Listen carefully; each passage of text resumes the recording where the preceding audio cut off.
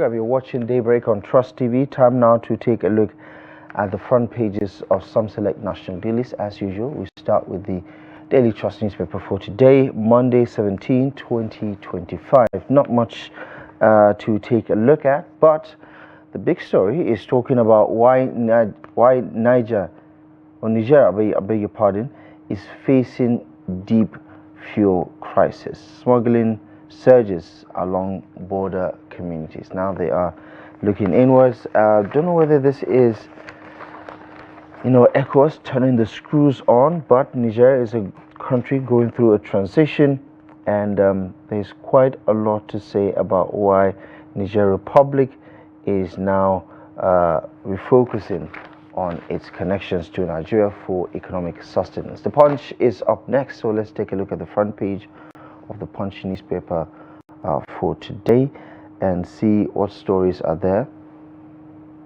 How subsidy removal, tension, worsened Niger's fuel scarcity. Okay, still talking about Niger Republic. Fuel marketers decry closure of stations at border towns. Citizens demand more Nigerian goods. And in other news, you also have 59 killed, 155 hospitalized in Macedonian nightclub fire. I saw that disastrous incident and it was quite disturbing. More on the pages of the Punch newspaper for today. Governors lobby Tinubu to block local government direct payment. All of this linked to the local government autonomy conversation. And at the very top, beside the nameplate, is a budget letter. Rivers Assembly differ. Fubara urges House to reconvene. Things are really getting out of hand with regards to political developments in Rivers. And you have the latest on page 4 and 5. Ashake ready to buy me a house, says father. Baby mama alleges neglect. Now, you know what? He's become a cash cow now. Anyway, he's Mr. Money, so I bet there's going to be a lot of money to go around. More on that on page 4 and page 5.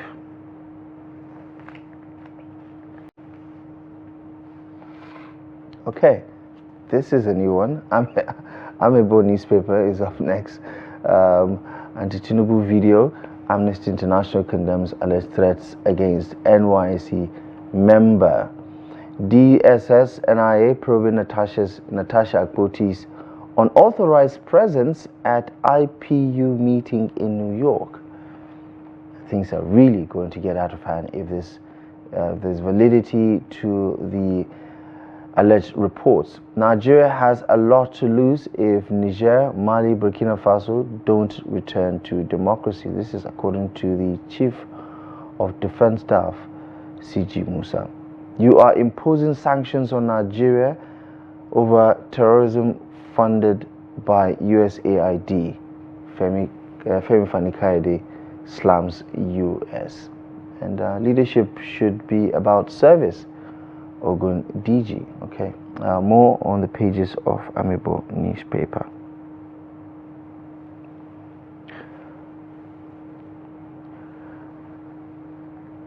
All right, let's bring in our newspaper reviewer who is fond of talking to us virtually nowadays. Mr. Ben Sherman, former director of news, Voice of Nigeria, is joining us virtually. Kaduna, Abuja. Where's Mr. Ben Sherman joining us this morning from?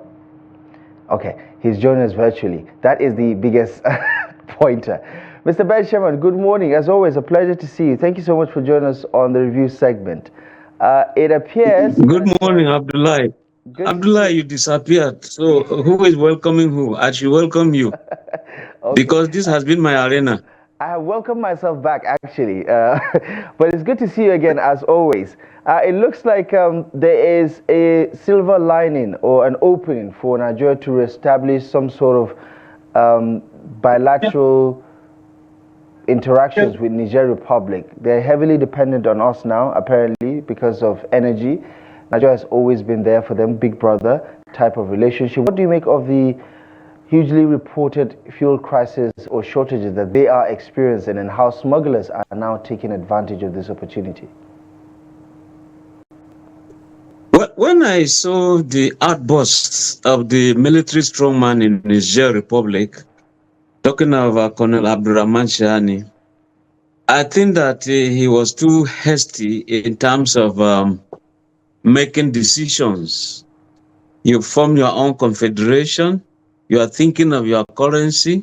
You don't want ECOWAS traveling documents. You don't belong to ECOWAS. And suddenly you don't even want to do some trade with Nigeria. When the boundaries are just colonial and artificial, also people from Nigeria and Niger, Nigerians are in Nigeria also. And here we are.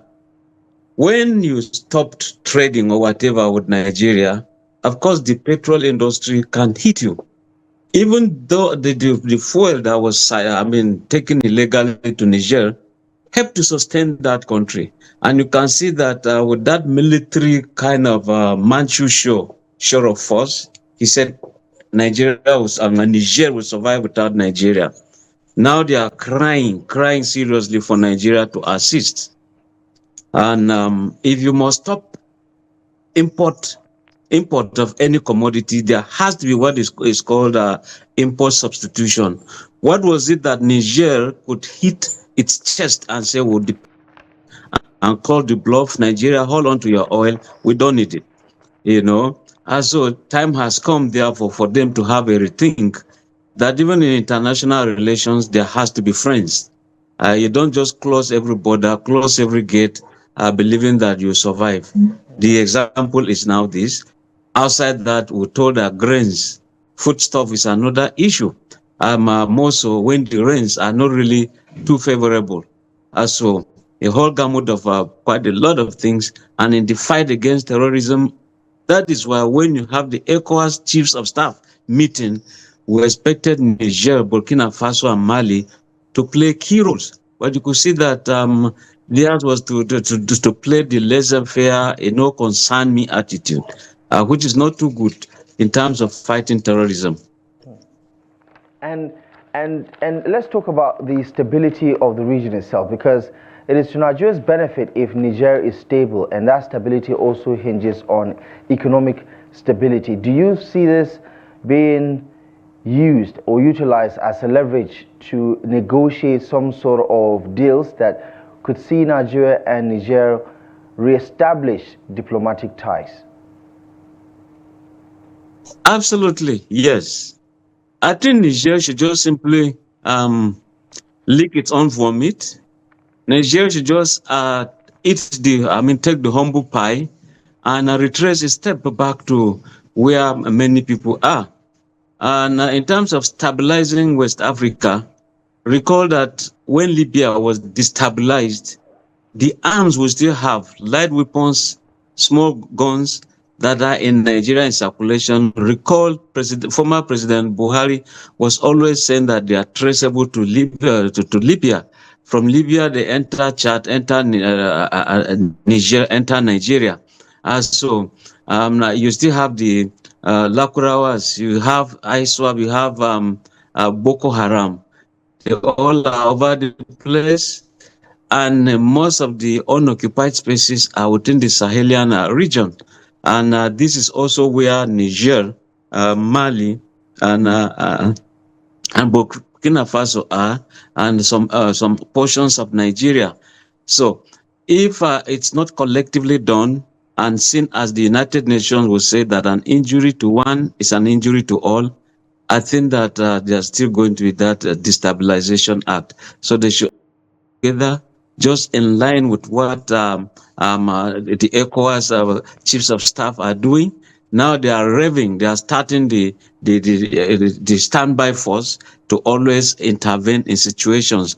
We don't need to wait to see what is happening in DR Congo. Neither should the case with Liberia or Sierra Leone be repeated anywhere in West Africa. Okay. Let's segue into the next talking point. On the Punch newspaper, it's been reported that Nigerian governors, in their typical fashion, are trying to undermine the implementation of local government autonomy. They're lobbying the president to stay execution on implementing that Supreme Court verdict that allows for direct disbursement of funds into local government accounts. Are you surprised by this development, and what do you make of it? I am surprised and at the same time disappointed that governors will be lobbying President Tinubu that local governments should not be given their money to run the local governments. If it is given to the council for my own local government, for example, in Kaura local government, because that government, just like any other local government, is the closest, is what we call the grassroots government. Quite a lot of things will be taken care of in terms of employment. Many people will be employed in many of the sectors at the local government level. Recall, they have counselors for health, therefore health activities will be taken care of. They have counselors for agriculture, they have for education, they have for the environment, they have for quite a lot of other areas. And if therefore these people are the money, I tell you, people will be employed at the local government level, and insecurity will reduce because people will have things to do. But the state governors simply want to grab the whole of this money, every local government money, and begin to throw it wherever they want, so that people will believe, oh, His Excellency, the executive governor, doctor, blah, blah, blah, is performing very well. If you want to perform very well, also allow the local governments to perform very well. The federal government is not seizing state government funds. So why should state government be seizing a local government funds? They all are different governments in their own rights in the Nigerian constitution. And I think that Tinubu will not just override again, the Supreme Court that he cried onto and said, help me to ensure that local governments have their financial autonomy. I think that the local government are simply trying to squeeze some stones to get water to drink. It's not workable. Are you finding it perplexing that 7-8 months after that judgment, we're still debating implementing a Supreme Court ruling? Honestly, I am surprised, and again, I'll say disappointed, that after such a long time that this judgment was delivered, nothing has been done. But look at the supersonic speed in which it was implemented in Rivers State. The Supreme Court simply directed this CBN, don't release a dime to the entire government of Rivers State. In other words, we are seeing a situation where those who are sick and in need of in IC intensive care units, they will not have gas to stay on. We are seeing situations where insecurity, where government is supposed to provide security, there's just no money to run that state. And so when it comes to the entire federation, there's that laxity, that people not caring, especially the governors, in terms of implementing it. But the monies that have been released, where really does it go to? Because there's no indication anywhere that I'm aware of that the federal government is withholding the money for the state governments. And the local governments too, because they were brought in there, the councils were brought in there via the wishes of the governors. You see that they are refusing to cry, they are refusing to talk, because they all belong to the same party with the governor, all chairmen, all councillors. So you see that even when they are suffering and they can't say anything, Fela described it well, suffering and smiling, and that is not too good for the communities. Right. Okay. Let's finally land on the issue of rivers, which you pointed out in that analysis. We're now hearing that the State Assembly say, listen, all these stunts that the governor allegedly is pulling is just to get public sympathy and support, that they are not in receipt of a letter, or rather, they are not in receipt of the appropriation bill that the governor is supposed to present, or reportedly wants to present this week. What do you make of the latest twist in that political crisis rocking River State? And to add to that, there's also the second twist that the State Assembly has adjourned indefinitely. If this is true, it's too much injury for the people of Rivers State. But you see, even you, the governor, Fubara, why was it that at the point you demolished the State Assembly? Now, if there is a place now being used as the State Assembly, and the Supreme Court said, look, ensure that everything becomes normal the way it was. And the State Assembly therefore convened. The governor said he was going to, and in fact, the governor was given 48 hours, which was not possible to present a budget. At the point, State Assembly said it wasn't so. Okay, time was given. The man went. He was locked out of the gate. He couldn't get access, And here we are. The mudslinging still continues. Who really is at fault? We are not being judgmental here, but we know that the Rivers people are simply suffering. If you have decided to adjourn, sine die, in other words, you don't even know when you reconvene, not to talk of when the man will present the budget, then there is too much waiting, too much hellish living condition for the people of Rivers. It's not the best of times.